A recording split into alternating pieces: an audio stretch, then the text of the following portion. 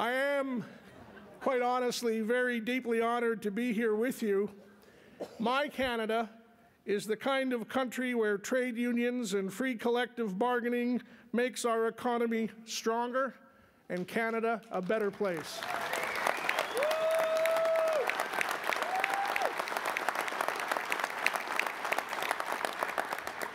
It is as important a part of a strong and growing economy as capital investment, reasonable profits, and fair wages. And without collective bargaining, there's never any guarantee on the fair wages. And without fair wages, we're not building a society of which we can be proud and we can transfer to our kids and our grandchildren, knowing we've transferred them something that reflects our values as Canadians.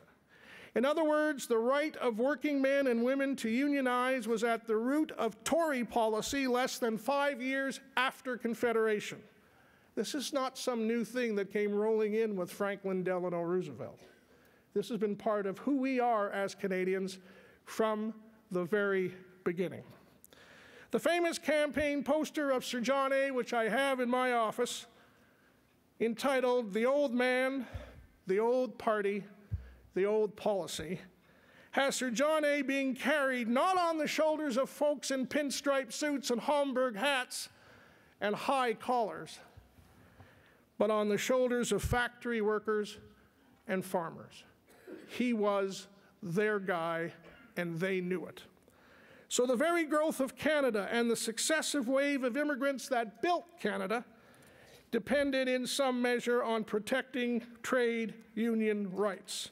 My friends, they did then, and they still do now. Yeah.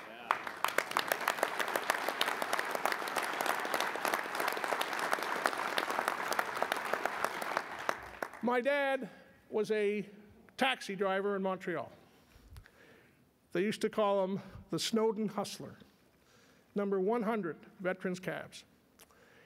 And one Passover Seder, he showed up in a new suit. Looked nice, trim, well put together. My grandfather welcomed him at the door, said, "That's a new suit, Morris." He said, "Yes, it is, Dad." He said, "Can I see the inside?" It was a Samuelson suit. It was not a union-made suit. He kicked my father out of the Seder until he went home and put on that old suit, which was a union-made suit.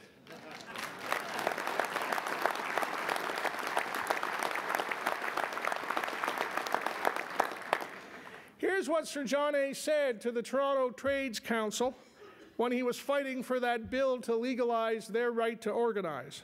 And I quote, "I ought to have a special interest in this subject because I am a working man myself. I know that I work more than 9 hours every day." He didn't say sober, he just said work 9 hours every day. "And I think I'm a pretty good mechanic. If you look at the Confederation Act and the framing of which I had some hand, you will admit that I'm a pretty good joiner and carpenter. And as for cabinet making, well, I think I've done as well as anyone might expect, given the timber I had." My friends, that's the kind of conservative you have standing in front of you this morning. That's why it's an honor to be here with you and to wish you well at this meeting and your important work in the weeks and months and years ahead for a strong economy and a better opportunity, more fairness, equality of opportunity for more Canadians. That is why I opposed Bill C-377.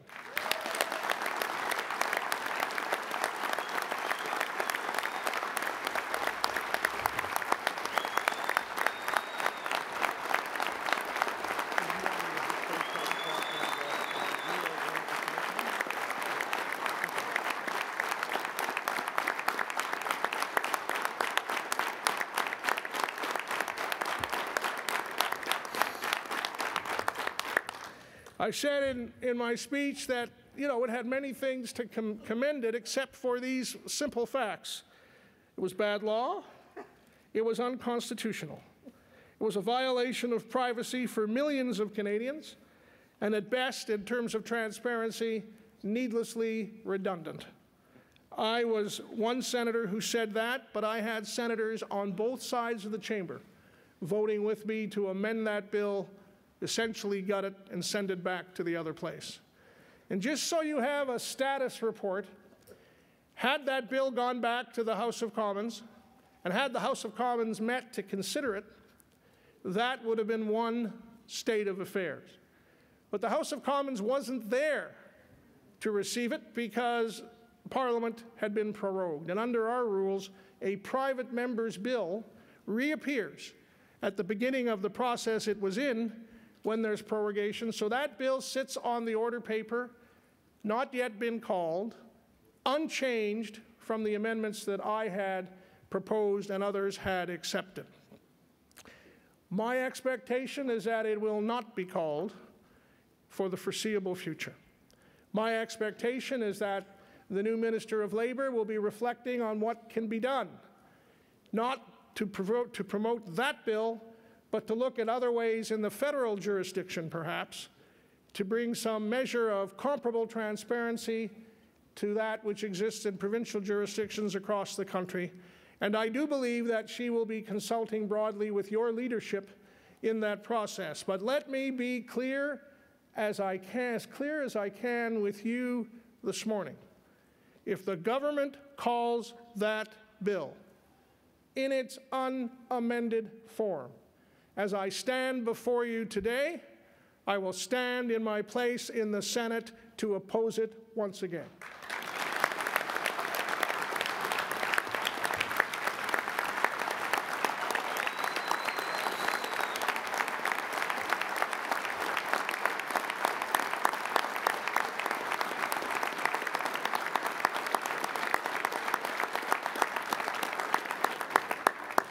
My brothers and sisters, solidarity is a word associated with unions. Freedom may be a word we take for granted, but in my Canada, both sustain each other. When unions and their members and locals help the United Way across Canada, that is solidarity. This year alone, your union locals have contributed across this great country $250 million to United Way.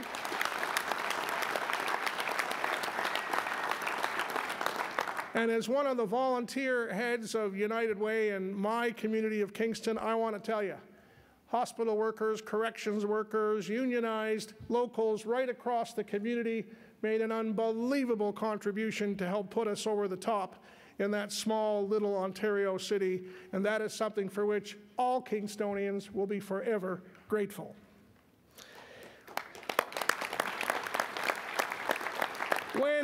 When the unions stepped up as partners in the difficult circumstance when the restructuring of our auto industry was necessary, I call that solidarity. Saving jobs, saving an industry, and taking more than your fair share of sacrifice in the process.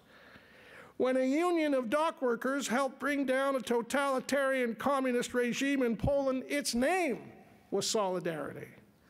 For me, solidarity, freedom, profit, and prosperity are all part of the values we share as Canadians, and we have a lot of work to do together.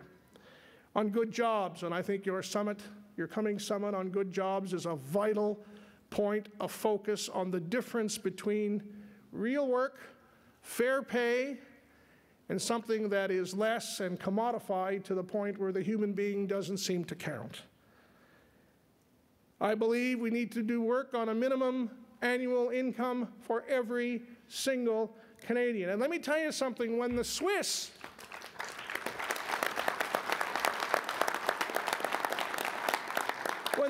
Federation, and the Swiss are not known as radical lefties or folks who don't believe in frugality or who don't believe in hard work, when they are planning a referendum on a minimum annual pay from the government for everybody, a basic grant, so there would be no poor people in that country, that tells you that this is an idea whose time is in front of us and where we can work together to make such great progress.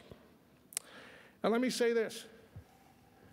The RAND formula is not likely to come up in the Senate of Canada.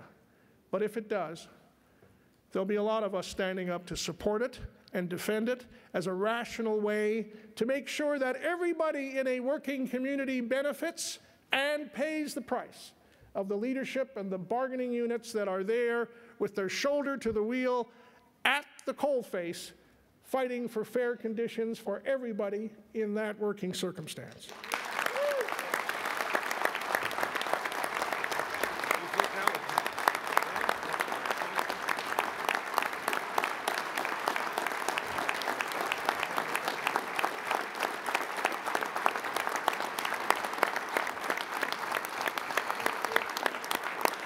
So let me finish with a prediction.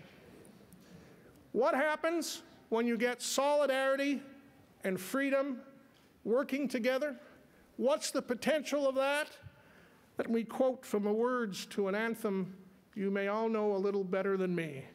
There can be no power greater anywhere beneath the sun. God bless you all. Thank you.